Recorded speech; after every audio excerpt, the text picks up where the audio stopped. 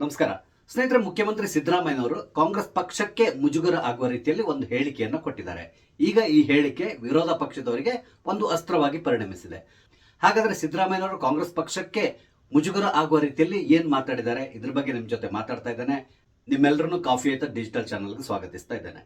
ಸ್ನೇಹಿತರೆ, ರಾಹುಲ್ ಗಾಂಧಿ ಅವರು ಈಗ ಬಿಹಾರದಲ್ಲಿ ಒಂದು ಬಹುದೊಡ್ಡದಾದಂತಹ ಯಾತ್ರೆಯನ್ನ ಮಾಡ್ತಾ ಇದ್ದಾರೆ. ಮತದಾನ ಅಧಿಕಾರಕ್ಕಾಗಿ ಯಾತ್ರೆ ಅಂತ ತಿಳ್ಕೊಂಡು ಮಾಡ್ತಾ ಇದ್ದಾರೆ.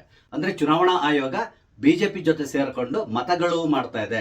ಅಂದ್ರೆ ವೋಟರ್ ಲಿಸ್ಟ್ಗೆ ಅಡಿಷನಲ್ ಆಗಿ ಒಂದಿಷ್ಟು ಮತಗಳನ್ನ ಸೇರಿಸೋದು, ಹಾಗೆ ಒಂದು ಸಮುದಾಯದ ಮತವನ್ನ ಡಿಲೀಟ್ ಮಾಡಿಸುವಂತಹದ್ದು, ಈ ರೀತಿ ಮಾಡುವ ಮುಖಾಂತರ ಕಾಂಗ್ರೆಸ್ ಮತ್ತು ಅದರ ಮಿತ್ರ ಪಕ್ಷಗಳಿಗೆ ಚುನಾವಣೆಯಲ್ಲಿ ಸೋಲ್ ಆಗ್ಲಿಕ್ಕೆ ಏನ್ ಬೇಕೋ ಆ ರೀತಿಯಾದಂತಹ ಸಹಾಯ ಮಾಡ್ತಾ ಇದೆ. ಅಂದ್ರೆ ಈ ರೀತಿಯಾದಂತಹ ಮತಗಳು ಮುಖಾಂತರ ಬಿಜೆಪಿ ಅಧಿಕಾರವನ್ನ ಹಿಡಿತಾ ಇದೆ. ಈ ರೀತಿಯಾಗಿ ಮತದಾನ ಅಧಿಕಾರ ಯಾತ್ರಾ ಅಂತ ಹೇಳ್ಕೊಂಡು ಒಂದು ಯಾತ್ರೆಯನ್ನ ನಡೆಸ್ತಾ ಇದ್ದಾರೆ. 13 ದಿನ ಈಗಾಗಲೇ ಕಳೆದು ಹೋಗಿದೆ. ನಿನ್ನೆ ನಮ್ಮ ಸಿದ್ದರಾಮಯ್ಯನವರು, ಡಾಕ್ಟರ್ ಪರಮೇಶ್ವರ್, ಹಾಗೇನೆ ಜಮೀರ್ ಅಹಮದ್ ಖಾನ್, ಸಲೀಂ ಅಹಮದ್ ಇವರೆಲ್ಲರೂ ಕೂಡ ಈ ಒಂದು ರ್ಯಾಲಿಯಲ್ಲಿ ಭಾಗವಹಿಸಿದ್ದಾರೆ ಬಿಹಾರ್ನಲ್ಲಿ. ಈ ರೀತಿಯಾದಂತಹ ರ್ಯಾಲಿ ನಡೀತಾ ಇರುವ ಸಂದರ್ಭದಲ್ಲೇ ಸಿದ್ದರಾಮಯ್ಯನವರು ತಮ್ಮ ಪಕ್ಷಕ್ಕೆ ಮುಜುಗರ ಆಗುವ ರೀತಿಯಲ್ಲಿ ಒಂದು ಹೇಳಿಕೆಯನ್ನು ಕೊಟ್ಟಿದ್ದಾರೆ. ಅವರು ವಿಧಾನಸೌಧದ ಬ್ಯಾಂಕ್ವೆಟ್ ಹಾಲ್ನಲ್ಲಿ ಸೀನಿಯರ್ ಅಡ್ವೊಕೇಟ್ ಆದಂತಹ ರವಿ ವರ್ಮಾ ಅವರಿಗೆ ಒಂದು ಸನ್ಮಾನ ಕಾರ್ಯಕ್ರಮವನ್ನು ಇಟ್ಕೊಂಡಿದ್ರು. ಆ ಕಾರ್ಯಕ್ರಮದಲ್ಲಿ ಭಾಷಣ ಮಾಡ್ತಾ ಇರುವ ಸಂದರ್ಭದಲ್ಲಿ ಸಿದ್ದರಾಮಯ್ಯನವರು ತಾವು ಹಿಂದೆ 1991ರ ಚುನಾವಣೆಯಲ್ಲಿ ಸೋತದ್ರ ಬಗ್ಗೆ ಮಾತಾಡಿದ್ದಾರೆ. ನಿಮಗೆ ಗೊತ್ತಿರಬಹುದು, 1991ರ ಲೋಕಸಭಾ ಚುನಾವಣೆ ಸಂದರ್ಭದಲ್ಲಿ ಸಿದ್ದರಾಮಯ್ಯನವರು ಜನತಾ ದಳದಿಂದ ಕೊಪ್ಪಳ ಲೋಕಸಭಾ ಕ್ಷೇತ್ರಕ್ಕೆ ಸ್ಪರ್ಧೆಯನ್ನ ಮಾಡಿದ್ರು. ಇವರ ಎದುರುಗಡೆ ಕಾಂಗ್ರೆಸ್ನ ಬಸವರಾಜ್ ಪಾಟೀಲ್ ಅನ್ವರಿ ಅವರು ನಿಂತಿದ್ರು. ಈ ಚುನಾವಣೆಯಲ್ಲಿ ಸಿದ್ದರಾಮಯ್ಯನವರು ಸುಮಾರು 11,000 ಮತಗಳ ಅಂತರದಿಂದ ಸೋಲನ್ನ ಅನುಭವಿಸಿದ್ರು. ಈಗ ಸಿದ್ದರಾಮಯ್ಯನವರು ಆ ಸೋಲನ್ನ ನೆನಪು ಮಾಡ್ಕೊಂಡಿದ್ದಾರೆ. ಕಾರಣ ಏನು ಅಂತ ಹೇಳಿದ್ರೆ, ಆ ಸಂದರ್ಭದಲ್ಲಿ ಇದನ್ನ ಚಾಲೆಂಜ್ ಮಾಡಿ ಸಿದ್ದರಾಮಯ್ಯನವರು ಕೋರ್ಟಿಗೆ ಕೂಡ ಹೋಗಿದ್ರಂತೆ. ಆಗ ಇವರ ಪರವಾಗಿ ಈ ಅಡ್ವೊಕೇಟ್ ರವಿ ವರ್ಮಾ ಅವರೇ ಕೋರ್ಟ್ ನಲ್ಲಿ ವಾದವನ್ನ ಮಂಡಿಸಿದ್ರು. ಹಾಗಾಗಿ ಆ ಘಟನೆಯನ್ನ ನೆನಪಿಸಿಕೊಂಡಿದ್ದಾರೆ. ಆದ್ರೆ ಈಗ ಇರುವಂತಹ ಸಮಸ್ಯೆ ಏನು ಅಂತ ಹೇಳಿದ್ರೆ, ಇಲ್ಲಿ ನೇರವಾಗಿ ಸಿದ್ದರಾಮಯ್ಯನವರು ಕಾಂಗ್ರೆಸ್ ವಿರುದ್ಧವಾಗಿ ಮಾತಾಡಿದ್ದಾರೆ. ಅಂದ್ರೆ ಈ ಚುನಾವಣೆಯಲ್ಲಿ ನನ್ನನ್ನ ಮೋಸದಿಂದ ಸೋಲಿಸಿದ್ರು ಅಂತ ಹೇಳಿದ್ದಾರೆ. ಇಲ್ಲದಿದ್ರೆ ಖಂಡಿತವಾಗಿ ನಾವು ಚುನಾವಣೆಯಲ್ಲಿ ಗೆಲ್ತಾ ಇದ್ದೆ, ಆದ್ರೆ ಅಲ್ಲಿ ಅಕ್ರಮ ಮತದಾನ ಮಾಡುವ ಮುಖಾಂತರ ನನ್ನನ್ನು ಸೋಲಿಸಲಾಯಿತು ಅಂತೇಳಿ ಹೇಳಿದ್ರು. ನಿಮ್ಗೆ ಗೊತ್ತಿರಬಹುದು, 1991ರಲ್ಲಿ ಇವಿಎಂ ಇರಲಿಲ್ಲ, ಅದಕ್ಕೆ ಬದಲಾಗಿ ಬ್ಯಾಲೆಟ್ ಪೇಪರ್ನ ಉಪಯೋಗಿಸ್ತಾ ಇದ್ರು. ಈಗ ನಿಮ್ಗೆ ಗೊತ್ತಿದೆ ಕಾಂಗ್ರೆಸ್ ಏನಂತೇಳಿ ವಾದ ಮಾಡ್ತಾ ಇದೆ ಅಂತ ಹೇಳ್ಕೊಂಡು, ಇವಿಎಂ ಬೇಡ, ನಮ್ಗೆ ಪುನಃ ಬ್ಯಾಲೆಟ್ ಪೇಪರ್ ಬೇಕು ಅಂತ ಹೇಳ್ಕೊಂಡು ಬಹುದೊಡ್ಡದಂತ ಹೋರಾಟವನ್ನ ನಡೆಸ್ತಾ ಇದ್ದಾರೆ. ಅದಕ್ಕೆ ಕೊಡ್ತಾ ಇರುವಂತ ಕಾರಣ ಈಗಾಗಲೇ ಹಲವಾರು ಬಾರಿ ನಾನು ಹೇಳಿದ್ದೇನೆ, ಇವಿಎಂನ ಹ್ಯಾಕ್ ಮಾಡ್ತಾರೆ. ಇವ್ರಿಗೆ ಯಾವ ರೀತಿ ಬೇಕೋ ಆ ರೀತಿಯಾಗಿ ಪ್ರೋಗ್ರಾಮ್ ಮಾಡ್ಕೊಂಡಿರ್ತಾರೆ. ಯಾವುದೇ ಪಕ್ಷಕ್ಕೆ ಮತ ಹಾಕಿದ್ರು ಕೂಡ ಅದು ಬಿಜೆಪಿ ಹೋಗುವ ರೀತಿಯಲ್ಲಿ ಮಾಡಿರ್ತಾರೆ. ಈ ರೀತಿಯಾದಂತಹ ಬೇಸ್ಲೆಸ್ ವಾದವನ್ನ ಮಂಡಿಸ್ತಾ ಇದ್ದಾರೆ ಈ ಕಾಂಗ್ರೆಸ್ ಪಕ್ಷದ ಮತ್ತು ಉಳಿದಂತಹ ವಿರೋಧ ಪಕ್ಷದವರು. ಅವ್ರ ಪಕ್ಷ ಗೆದ್ರೆ ಯಾವುದೇ ರೀತಿಯಾದಂತಹ ಸಮಸ್ಯೆ ಇರಲ್ಲ, ಸೋತಾಗೆಲ್ಲ ಇವಿಎಂ ನಿಂದಾಗಿ ನಾವು ಸೋಲ್ತಾ ಇದ್ದೇವೆ ಅಂತೇಳಿ ಹೇಳಿ ಬಹುದೊಡ್ಡದಾದಂತಹ ಅಪಾದನೆಯನ್ನು ಹೊರಿಸ್ತಾ ಇದ್ದಾರೆ. ಆದರೆ ಯಾವುದೇ ಕಾರಣಕ್ಕೆ ಇವಿಎಂ ಹ್ಯಾಕ್ ಮಾಡಬಹುದು ಅಂತ ಹೇಳ್ಕೊಂಡು ಇವರು ಪ್ರೂವ್ ಮಾಡಿ ತೋರಿಸಲಿಲ್ಲ, ಇಲ್ಲಿವರೆಗೆ ತೋರಿಸೋದಿಲ್ಲ. ಯಾಕಂದ್ರೆ ಇವಿಎಂ ನ ಹ್ಯಾಕ್ ಮಾಡ್ಲಿಕ್ಕೆ ಆಗಲ್ಲ ಅನ್ನೋದು ಅವ್ರಿಗೆ ತುಂಬಾ ಚೆನ್ನಾಗಿ ಗೊತ್ತಿದೆ. ಆದ್ರೆ ನಮ್ಮ ದೇಶದಲ್ಲಿ ಈ ರೀತಿಯಾದಂತಹ ಸುಳ್ಳನ್ನ ಹೇಳ್ಕೊಂಡು ಅದನ್ನ ಅರಗಿಸ್ಕೊಳ್ಬಹುದು, ಆ ಮುಖಾಂತರ ಜನರನ್ನ ಮೂರ್ಖರನ್ನಾಗಿಸಬಹುದು ಅನ್ನೋದು ಕಾಂಗ್ರೆಸ್ನವ್ರಿಗೆ ಗೊತ್ತಿದೆ. ಹಾಗಾಗಿ ಈ ರೀತಿಯಾದಂತಹ ಆರೋಪಗಳನ್ನ ಮಾಡಿಕೊಂಡು ಯಾತ್ರೆ ಎಲ್ಲದನ್ನು ನಡೆಸ್ತಾ ಇದ್ದಾರೆ. ಈಗ ಪುನಃ ಸಿದ್ದರಾಮಯ್ಯ ಅವ್ರ ವಿಷಯಕ್ಕೆ ಬರೋದಾದ್ರೆ, 1991ರ ಚುನಾವಣೆಯಲ್ಲಿ ಇವರು ಗೆಲುವನ್ನ ಸಾಧಿಸ್ತಾರೆ ಅಂತಕೊಂಡು ಎಲ್ಲ ಕಡೆ ಪ್ರಚಾರ ಕೂಡ ಇತ್ತು. ಯಾಕಂತ ಹೇಳಿದ್ರೆ ಆ ಚುನಾವಣೆ ಸಂದರ್ಭದಲ್ಲಿ ಜನತಾ ದಳ ಇನ್ನೂ ಹೋಳಾಗಿರ್ಲಿಲ್ಲ, ಅಂದ್ರೆ ಜೆಡಿಎಸ್ ಮತ್ತು ಜೆಡಿಯು ಆಗಿರ್ಲಿಲ್ಲ. ಅದಕ್ಕೆ ಬದಲಾಗಿ ಜನತಾ ದಳ ಒಗ್ಗಟ್ಟಾಗಿತ್ತು, ದೇವೇಗೌಡರ ನೇತೃತ್ವ ಇತ್ತು, ಹಾಗೇನೆ ರಾಮಕೃಷ್ಣ ಹೆಗಡೆ ಅವರು ಕೂಡ ಇದ್ರು. ಕರ್ನಾಟಕದಲ್ಲಿ ಜನತಾ ದಳ ಅನ್ನೋದು ಅತ್ಯಂತ ಸ್ಟ್ರಾಂಗ್ ಆಗಿತ್ತು.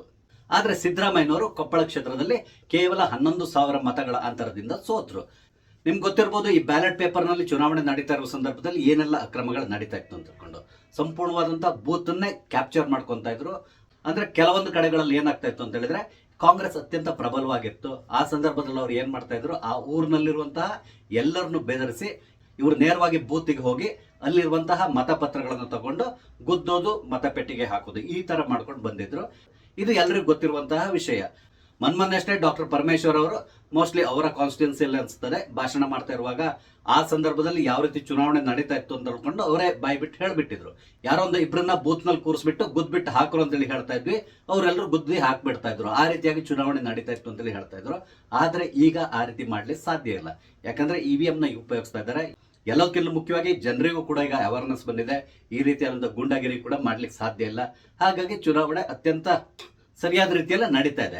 ಆದ್ರೆ ಕೆಲವರು ಸೋತಾಗ ಮಾತ್ರ ಈ ರೀತಿಯಾದಂತಹ ಆಪಾದನೆಯನ್ನ ಮಾಡ್ತಾರೆ. ಆದ್ರೆ ಸಿದ್ದರಾಮಯ್ಯನವರು ಈಗ ಈ ರೀತಿಯಾದಂತಹ ಒಂದು ಪ್ರಶ್ನೆಯನ್ನು ಎತ್ತುವ ಮುಖಾಂತರ, ಅಂದ್ರೆ ನನ್ನನ್ನ ಮೋಸದಿಂದ ಸೋಲಿಸಿದ್ರು ಅನ್ನೋ ಮುಖಾಂತರ ತನ್ನ ಪಕ್ಷದ ವಿರುದ್ಧವಾಗಿ ಈಗ ಮಾತಾಡಿದ್ದಾರೆ. ಈಗ ಬಿಜೆಪಿಯವರು ಇದನ್ನೇ ಒಂದು ಅಸ್ತ್ರವನ್ನಾಗಿ ಉಪಯೋಗಿಸ್ಕೊಳ್ತಾ ಇದ್ದಾರೆ. ಅಂದ್ರೆ ಸಿದ್ದರಾಮಯ್ಯನವರ ಮೇಲೆ ಕಾಂಗ್ರೆಸ್ ಈಗ ಯಾವ್ದಾದ್ರು ಕ್ರಮವನ್ನ ಕೈಗೊಳ್ತದ ಅಂತೇಳಿ ಕೇಳ್ತಾ ಇದ್ದಾರೆ. ಅದಕ್ಕೆ ಕೊಡ್ತಾ ಇರುವಂತಹ ಉದಾಹರಣೆ KN ರಾಜಣ್ಣ ಅವರದ್ದು. ನಿಮ್ಗೆ ಗೊತ್ತಿದೆ, ಮೊನ್ನೆ ಅಷ್ಟೇ ರಾಜಣ್ಣ ಅವರು ಈ ವೋಟರ್ ಲಿಸ್ಟ್ ರಿವೈಸ್ ಆಗೋ ಸಂದರ್ಭದಲ್ಲಿ ನಮ್ಮ ಸರ್ಕಾರವೇ ಇದ್ದಿತ್ತು, ನಾವೇ ಇದನ್ನ ಮಾಡಿಸಿರೋದು, ಆ ಸಂದರ್ಭದಲ್ಲಿ ನಾವು ವೆರಿಫೈ ಮಾಡಬೇಕಿತ್ತು, ಅದಕ್ಕೆ ಬದಲಾಗಿ ಈಗ ಚುನಾವಣೆ ಸೋತ ಮೇಲೆ ಈ ರೀತಿ ಆಗಿದೆ, ಅಕ್ರಮ ಆಗಿದೆ, ಅಕ್ರಮವಾಗಿ ವೋಟರ್ ಲಿಸ್ಟಿಗೆ ಹೆಸರುಗಳನ್ನ ಸೇರಿಸಿದ್ದಾರೆ ಅಂತೇಳಿ ಹೇಳೋದು ತಪ್ಪು ಅಂತ ಹೇಳ್ಕೊಂಡು ಏನು ವಿಷಯ ಇದೆಯೋ ಅದನ್ನೇ ಹೇಳಿಬಿಟ್ಟಿದ್ದಾರೆ. ಅಂದ್ರೆ ಸತ್ಯವನ್ನೇ ಹೇಳಿದ್ದಾರೆ. ಈ ಸತ್ಯವನ್ನ ಹೇಳಿದ್ದಕ್ಕಾಗಿ ರಾಜಣ್ಣ ಅವ್ರನ್ನ ನೆಕ್ಸ್ಟ್ ಡೇ ಅಲ್ಲಿ ಸಚಿವಗಿರಿಯಿಂದ ಕಿತ್ತು ಬಿಸಾಡಲಾಯಿತು. ನಿಮ್ಗೆ ಗೊತ್ತಿದೆ, ಸ್ಯಾಕಿಮ್ ಅಂತ ಹೇಳ್ಕೊಂಡು ರಾಹುಲ್ ಗಾಂಧಿ ಕೇವಲ 2 ವರ್ಡಿನ ಆರ್ಡರ್ನ ಸಿದ್ದರಾಮಯ್ಯನವರಿಗೆ ಕೊಟ್ಟರು. ಸಿದ್ದರಾಮಯ್ಯನವರು ವಿಧಿ ಇಲ್ಲದೇನೆ ತನ್ನ ಅತ್ಯಾಪ್ತನನ್ನ ಸಚಿವಗಿರಿಯಿಂದ ಕೆಳಗಡೆ ಇಳಿಸಬೇಕಾಗಿ ಬಂತು. ನಾಮಕಾವಸ್ಥೆಗೆ ಅವರಿಂದ ಒಂದು ರೆಸಿಗ್ನೇಷನ್ ಲೆಟರ್ ತಗೊಂಡಿದ್ದಾರೆ. ಆದ್ರೆ ಇದು ರೆಸಿಗ್ನೇಷನ್ ಲೆಟರ್ ಅಲ್ಲ, ಅದಕ್ಕೆ ಬದಲಾಗಿ ಅವ್ರನ್ನ ಟರ್ಮಿನೇಟ್ ಮಾಡಿರುವಂತಹದ್ದು. ಟರ್ಮಿನೇಷನ್ಗೂ ರಾಜೀನಾಮೆಗೂ ಬಹಳಷ್ಟು ವ್ಯತ್ಯಾಸ ಇರ್ತದೆ. ಇದು ಸಾಮಾನ್ಯವಾಗಿ ಯಾವ್ದಾದ್ರು ಒಂದು ಕಂಪನಿಯಲ್ಲಿ ಕೆಲಸ ಮಾಡಿದ್ರೆ ನಿಮ್ಗೆ ಅರ್ಥ ಆಗ್ತದೆ ಅದು. ಈಗ ಬಿಜೆಪಿ ಅವರು ಕೇಳ್ತಾ ಇದ್ದಾರೆ, ಸಿದ್ದರಾಮಯ್ಯನವರು ಕೂಡ ಈಗ ಕಾಂಗ್ರೆಸ್ ವಿರುದ್ಧವಾಗಿ ಇದೇ ರೀತಿಯಲ್ಲಿ ಮಾತಾಡಿದ್ದಾರೆ, ಹಾಗಾದ್ರೆ ಕಾಂಗ್ರೆಸ್ ಹೈಕಮಾಂಡ್ ಈಗ ಸಿದ್ದರಾಮಯ್ಯನವರ ಮೇಲೆ ಏನಾದ್ರೂ ಕ್ರಮವನ್ನ ಕೈಗೊಳ್ತದ, ಈ ರೀತಿಯಾದಂತಹ ಪ್ರಶ್ನೆಯನ್ನ ಮಾಡ್ತಾ ಇದ್ದಾರೆ. ಕಾಂಗ್ರೆಸ್ ಹೈಕಮಾಂಡ್ ಸಿದ್ದರಾಮಯ್ಯನವರ ಮೇಲೆ ಖಂಡಿತವಾಗಿ ಯಾವುದೇ ರೀತಿಯಾದಂತಹ ಕ್ರಮವನ್ನ ಕೈಗೊಳ್ಳಲ್ಲ. ಯಾಕಂದ್ರೆ ಅಷ್ಟೊಂದು ದಮ್ ಕಾಂಗ್ರೆಸ್ ಹೈಕಮಾಂಡ್ಗೆ ಇಲ್ಲ. ಒಂದ್ ವೇಳೆ ಆ ರೀತಿ ಏನಾದ್ರೂ ಮಾಡಿದ್ರೆ ಖಂಡಿತವಾಗಿ ಕರ್ನಾಟಕದಲ್ಲಿ ಕಾಂಗ್ರೆಸ್ ನಿರ್ನಾಮ ಆಗಿ ಹೋಗ್ತದೆ. ಅದು ಕೂಡ ಅವ್ರಿಗೆ ತುಂಬಾ ಚೆನ್ನಾಗಿ ಗೊತ್ತಿದೆ. ಇವರ ಈ ಮಾತಿಗೆ ಹೈಕಮಾಂಡ್ ಯಾವುದೇ ರೀತಿಯಾದ ಉತ್ತರವನ್ನು ಕೊಡ್ಲಿಕ್ಕೆ ಹೋಗಲ್ಲ. ಅದಕ್ಕೆ ಬದಲಾಗಿ ಸೈಲೆಂಟ್ ಆಗಿದ್ ಬಿಡ್ತಾರೆ. ಕಾರಣ ಏನು ಅಂತ ಹೇಳಿದ್ರೆ, ಸಿದ್ದರಾಮಯ್ಯನವ್ರನ್ನ ಮುಟ್ಲಿಕ್ಕೆ ಸಾಧ್ಯ ಇಲ್ಲ. ಇನ್ನೇನಾದ್ರೂ DK ಶಿವಕುಮಾರ್ ಅವರು ಹೈಕಮಾಂಡಿಗೆ ಹೋಗಿ ಪಿನ್ ಚುಚ್ಚಬಹುದು, ಆದ್ರೆ ಹೈಕಮಾಂಡ್ ಖಂಡಿತವಾಗಿ ಯಾವುದೇ ರೀತಿಯಾದಂತಹ ಕ್ರಮವನ್ನ ಸಿದ್ದರಾಮಯ್ಯನವರ ಮೇಲೆ ತಗೊಳ್ಳೋದಿಲ್ಲ. ಈಗ ಆ ವಿಷಯವನ್ನು ಬಿಟ್ಟು ಈ ಚುನಾವಣೆಯಲ್ಲಿ ಸಿದ್ದರಾಮಯ್ಯನವರು ಸೋತಿರೋದ್ರಿಂದ ಅವರಿಗೆ ಏನಾದ್ರು ನಷ್ಟ ಉಂಟಾಯ್ತಾ, ಇದ್ರ ಬಗ್ಗೆ ಮಾತಾಡೋದಾದ್ರೆ ಖಂಡಿತವಾಗಿ ಸಿದ್ದರಾಮಯ್ಯನವರಿಗೆ ಯಾವುದೇ ರೀತಿಯಾದ ನಷ್ಟ ಉಂಟಾಗ್ಲಿಲ್ಲ. ಅದಕ್ಕೆ ಬದಲಾಗಿ ಅವರಿಗೆ ಇದರಿಂದ ಒಳ್ಳೇದೇ ಆಯ್ತು ಅಂತೇಳಿ ಹೇಳ್ಬಹುದು. ಹೇಳ್ತಾರಲ್ಲ, ಬ್ಲೆಸ್ಸಿಂಗ್ ಇನ್ ಡಿಸ್ಗೈಸ್ ಅಂತ ತಕೊಂಡು, ಅದೇ ರೀತಿಯಲ್ಲಿ ಸಿದ್ದರಾಮಯ್ಯನವರಿಗೆ ಒಳ್ಳೇದೇ ಆಗಿದೆ. ಇಲ್ಲದಿದ್ರೆ ಅವ್ರೀಗ ಇಲ್ಲಿ ಮುಖ್ಯಮಂತ್ರಿ ಆಗಿರ್ತಾ ಇರ್ಲಿಲ್ಲ. ಅದಕ್ಕೆ ಬದಲಾಗಿ MP ಆಗಿ ಅವರು ರಾಷ್ಟ್ರ ರಾಜಕಾರಣದಲ್ಲಿ ಇರ್ತಾ ಇದ್ರು ಏನೋ ಗೊತ್ತಿಲ್ಲ. ಆದ್ರೆ ರಾಜ್ಯ ರಾಜಕಾರಣದಿಂದ ಅವರಂತೂ ದೂರ ಇರಬೇಕಾದಂತಹ ಪರಿಸ್ಥಿತಿ ಬರ್ತಾ ಇತ್ತೋ ಏನೋ ಗೊತ್ತಿಲ್ಲ. ಆದ್ರೆ ಈಗ ಸಿದ್ದರಾಮಯ್ಯನವರಿಗೆ ಇದರಿಂದ ಲಾಭವೇ ಆಗಿದೆ. ಈಗ ಅವರು ನಮ್ಮ ಮುಖ್ಯಮಂತ್ರಿ ಆಗಿದ್ದಾರೆ, ಅದು 2ನೇ ಬಾರಿಗೆ. ಆದ್ರೂ ಕೂಡ ಕಾಂಗ್ರೆಸ್ಗೆ ಇದು ರಾಷ್ಟ್ರ ಮಟ್ಟದಲ್ಲಿ ಒಂದ್ ರೀತಿ ಮುಜುಗರವನ್ನ ತಂದೆ ತರ್ತದೆ. ಕಾರಣ ಏನು ಅಂತ ಹೇಳಿದ್ರೆ, ಈಗಾಗಲೇ ರಾಹುಲ್ ಗಾಂಧಿ ಇರಬಹುದು ಅಥವಾ ಕಾಂಗ್ರೆಸ್ ಪಕ್ಷದವರು ಅಥವಾ ಇಂಡಿ ಒಕ್ಕೂಟದವರು ಎಲ್ಲರೂ ಕೂಡ ಒಕ್ಕರಲಿಂದ ಹೇಳ್ತಾ ಇರೋದು ಏನಂತ ಹೇಳಿದ್ರೆ, ಬಿಜೆಪಿ ಚುನಾವಣಾ ಆಯೋಗದ ಜೊತೆ ಸೇರಿಕೊಂಡು ನಮ್ಗೆ ಮೋಸ ಮಾಡ್ತಾ ಇದೆ ಅಂತಕೊಂಡು. ಈಗ ಸಿದ್ದರಾಮಯ್ಯನವರು ಕೊಟ್ಟಿರುವಂತಹ ಈ ಒಂದು ಹೇಳಿಕೆಯನ್ನ ಬಿಜೆಪಿಯವರೇ ಅಸ್ತ್ರವನ್ನಾಗಿ ಉಪಯೋಗಿಸ್ಕೊಳ್ತಾ ಇದ್ದಾರೆ. ಇನ್ನು ಕೆಲ ದಿನಗಳವರೆಗೆ ಇದೇ ವಿಷಯವನ್ನ ಪುನಃ ಪ್ರಸ್ತಾಪ ಮಾಡ್ತಾನೆ ಇರ್ತಾರೆ. ಈಗಾಗಲೇ ಇದು ಒಂದು ರೀತಿಯಾಗಿ ರಾಷ್ಟ್ರೀಯ ಸುದ್ದಿ ಆಗ್ಬಿಟ್ಟಿದೆ. ಇನ್ನು ಕೆಲ ದಿನಗಳ ಮಟ್ಟಿಗೆ ಇದು ಒಂದು ರೀತಿ ಸುದ್ದಿಯಾಗಿ ಹರಿದಾಡ್ತಾನೆ ಇರ್ತದೆ. ಈಗ ಪುನಃ EVM ವಿಷಯಕ್ಕೆ ಬರೋದಾದ್ರೆ, ನಿಮ್ಗೆ ಗೊತ್ತಿಲ್ಲ ಅಂತ ಹೇಳಿದ್ರೆ ಕೆಲವೊಂದು ವಿಷಯಗಳನ್ನ ನಾನು ನಿಮ್ ಜೊತೆ ಶೇರ್ ಮಾಡ್ಕೊತಾ ಇದ್ದೇನೆ. 1982ರಲ್ಲೇ EVM ನ ಪ್ರಯೋಗ ಮಾಡಿದ್ರು. ಆದ್ರೆ ಅದಕ್ಕೆ ಸುಪ್ರೀಂ ಕೋರ್ಟ್ ತಡೆಯನ್ನ ಕೊಡ್ತು. ಕೊನೆಗೆ 1998ರ ಮಧ್ಯಪ್ರದೇಶ, ರಾಜಸ್ಥಾನ ಮತ್ತು ದೆಹಲಿ ಚುನಾವಣೆಯಲ್ಲಿ EVM ನ ಉಪಯೋಗಿಸಿದ್ರು.